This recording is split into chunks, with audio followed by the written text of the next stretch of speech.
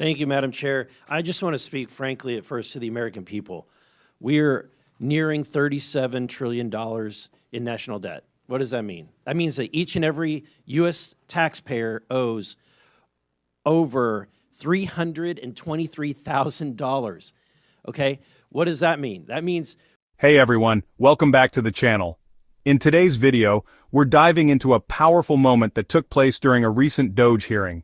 Representative Eric Burlison played a video to remind Democrats about what their party once stood for. This video has got people talking, and I'm here to break it all down for you. If you're passionate about saving the country from out-of-control spending and want to understand what happened in this heated hearing, then keep watching.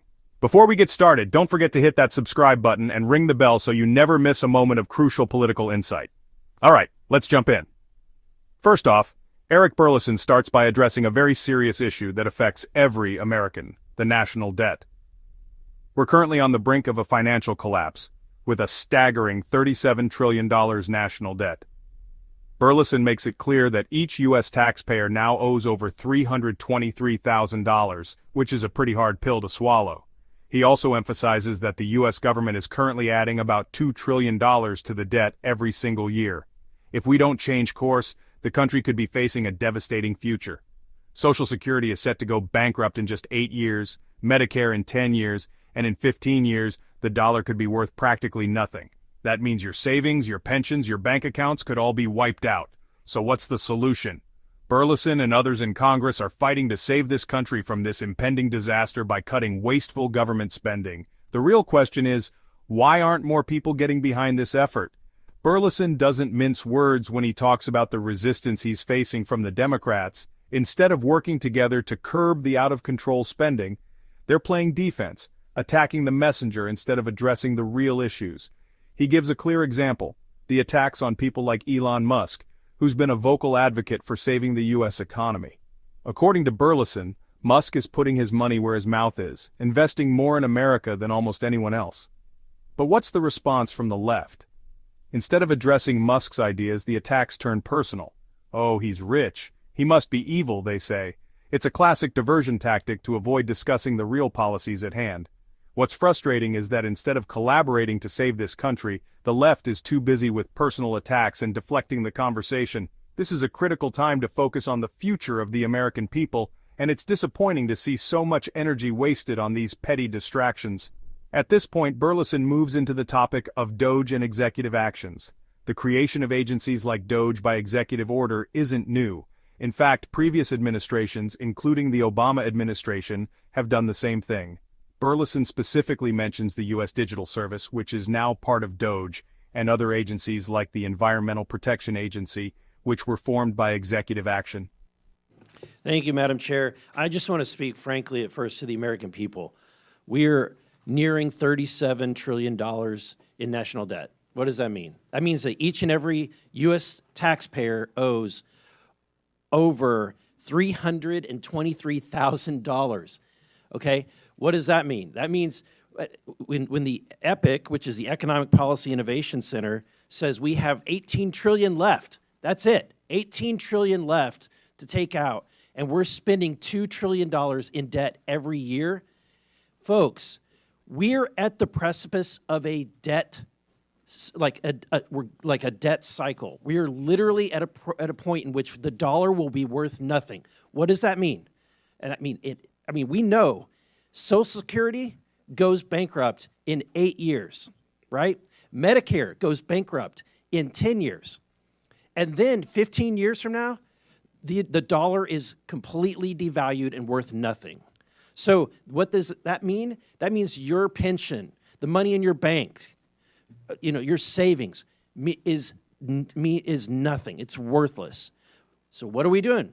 We're trying to save this country. We're trying to save your pensions. We're trying to save your bank accounts. We're trying to save this country for the next generation, and it would be nice if we had help. But instead, we have people that are fighting us on this.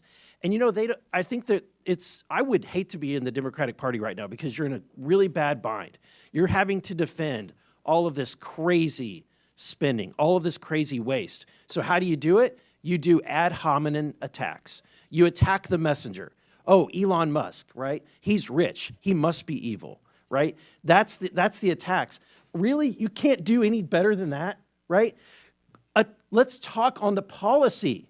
On the policy, help us. We're trying to save this country. This is what, and Elon Musk, who's making no money doing this, is trying to save this country. Why?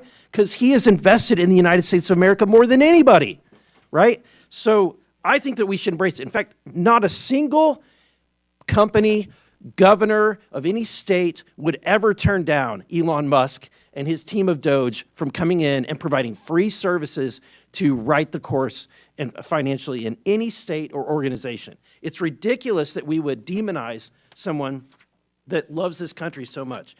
Mr. Whitman, the formation of agencies via the executive action is not new, right? The formation of Doge is not new. Can you know, are you familiar with any other previous presidencies where they've formed organizations like Doge via executive action?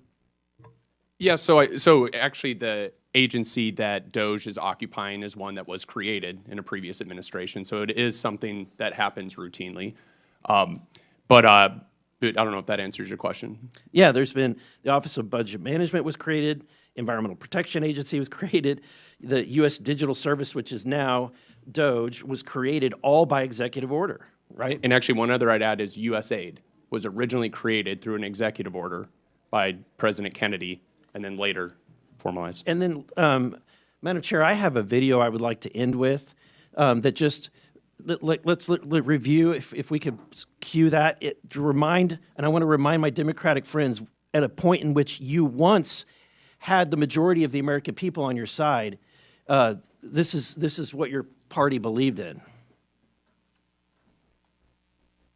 This report tells us how to cut waste, cut red tape, streamline the bureaucracy, change procurement rules, change the personnel rules, and create a government that works better and costs less. I've read it, and where it says the president should, the president will. Among the 800 recommendations, eliminating 12% of the federal workforce, merging some government agencies like the FBI, the DEA, and the Bureau of Alcohol, Tobacco, and Firearms, closing hundreds of government offices outside Washington. From the day I took office, one of the commitments that I made to the American people was that we would do a better job here in Washington in rooting out wasteful spending. We thought that it was entirely appropriate for our governments and our agencies to try to root out waste, large and small, in a systematic way.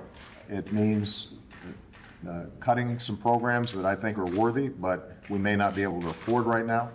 A lot of the action is in Congress and legislative, but in the meantime, we don't need to wait for Congress in order to do something about wasteful spending that's out there.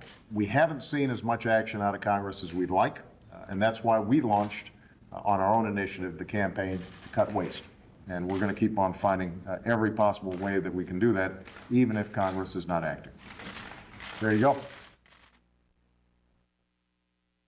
I think it speaks for itself. Government functions for the better. Now here's where things get really interesting. Burlison plays a video for the committee to remind them of what their party once believed in and what they should still stand for today. The video highlights a report that lays out how to cut waste, reduce red tape, streamline government processes, and even eliminate unnecessary government programs. It goes as far as recommending the elimination of 12% of the federal workforce and merging various government agencies like the FBI, DEA, and ATF to reduce redundancy. This is something that used to have bipartisan support, the idea that government should work more efficiently and cost less. This was a key part of the vision that the Democrats once had. However, as Burlison points out, it's clear that the current leadership is no longer focused on this common-sense approach to cutting waste. Instead, they're defending reckless spending that's going to bankrupt the country and destroy the future of hardworking Americans. What makes this even more frustrating is the bitter irony of the situation. The Democrats once fought for a smaller, more efficient government, and now they're defending a system that's completely bloated and broken. Burlison's message is clear. It's time to remember what your party once believed in before it's too late. The video that Burlison plays during the hearing speaks volumes. It reminds everyone in the room of a time when cutting waste and reducing government inefficiency were key priorities. And it makes you wonder, what happened to those principles? The American people are being left behind as both parties continue to fight over petty differences, but there's hope. We need leaders who are willing to stand up, cut through the nonsense, and make real changes to save the country. So, what's the takeaway here? Eric Burlison is trying to remind us of the past, of what both parties should be focused on to save America from financial ruin. The message is simple: cut the waste, reduce the debt, and put the future of America first. If you're frustrated with the current state of things and want to see real change, now is the time to speak out. Let's hold our elected officials accountable and push for the policies that will actually fix the problems at hand. If you enjoyed this video and want to stay up to date with the latest political news, don't forget to like, comment, and subscribe. Share this video with your friends, and let's get this conversation going. Thanks for watching, and I'll see you in the next one.